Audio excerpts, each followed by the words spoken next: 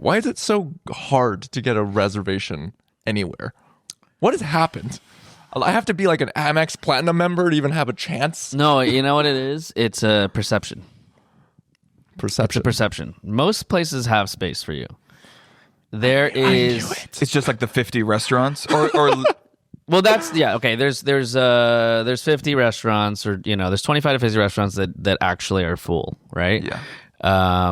The Terezi's, the really like either they're new or they have hit some sort of iconic. like Fort Charles. Yeah, well, Fort Charles is like 10 tables, right?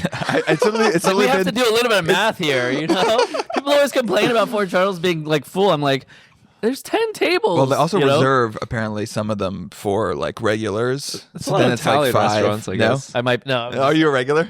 No, I do have a friend that has a table. So So already it's like in half. Yeah. It's literally been since 2013, since wherever it opened. I've been trying to eat at Fort Charles. I think I'm just gonna give up. I will never eat at this restaurant. But, yeah, I think that you have to blow the hostess. There are some places that are always busy. Corner store, Taylor Swift went there, so it's always, there's a corner. What is corner store? Is it American food? Yeah, it's the Hillstone. Yeah, I would say. Yeah, it's like inspired by the pizza nuts. All the West Village Italian spots are always very busy. Yeah, Laratuzzi. That's also a location thing, I think. I think depending on the neighborhood. So overrated. Yeah. Anyways, go on. There's a handful of restaurants that are truly busy. Yeah. Then there's another 100 restaurants that people think are really busy because at one point they were, but then there's not really it's hard to, how do you get that information out without looking like you're desperate? Or it's also just, I think that there's like a creation of all these programs and apps and people trying to concierge everything that like they're inserting themselves in places that they don't need to be. So you're like you hear about like an app or something that takes care of that reservation, or you pay a like fee. Dorsia, I think. Yeah, like that's not always needed. They might be participating in places that have tables. So, I mean, most restaurants are busy. What, Thursday, Friday, Saturday? Definitely Friday, Saturday, prime hours. But every restaurant wants to like fill these undesired times. So yeah, I mean, you can get into places. When does everyone want to eat? Right, like between 7 and 8. So 9 o'clock's, maybe I have a guy that used to work at Kraft, and in the heyday of Kraft, he would block off all of the 7 and 8 reservations and release 5:30, 6, and 9, but they weren't booked at all.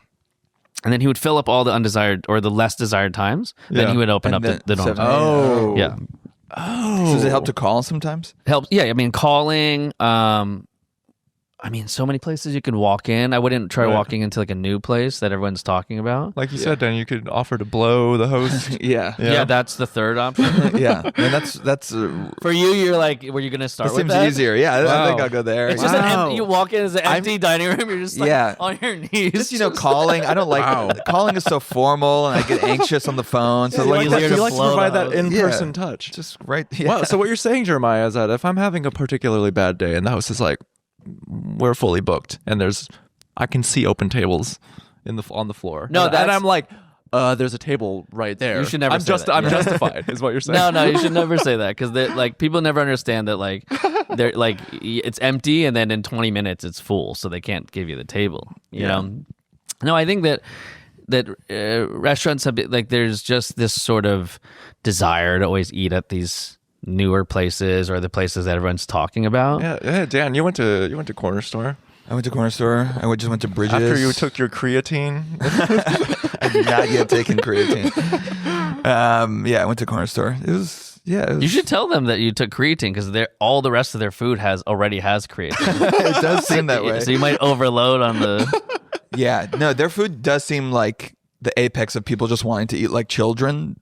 But to be we all just want permission to eat like children, and like, well, if it's in the fancy pizza roll, or like didn't Bad Roman had like these Roni cups that you dip in ranch. Yeah, it's like, what are you, 6 years old? Like you're eating Cheez-Its? Well, I think that is that's the only thing for me that I'm just not interested in is like I don't have those references. There's no desire for me to eat like that, or there's no desire for me to cook like a child, and like it's just not what I want to do. Yeah. Like we were always making food that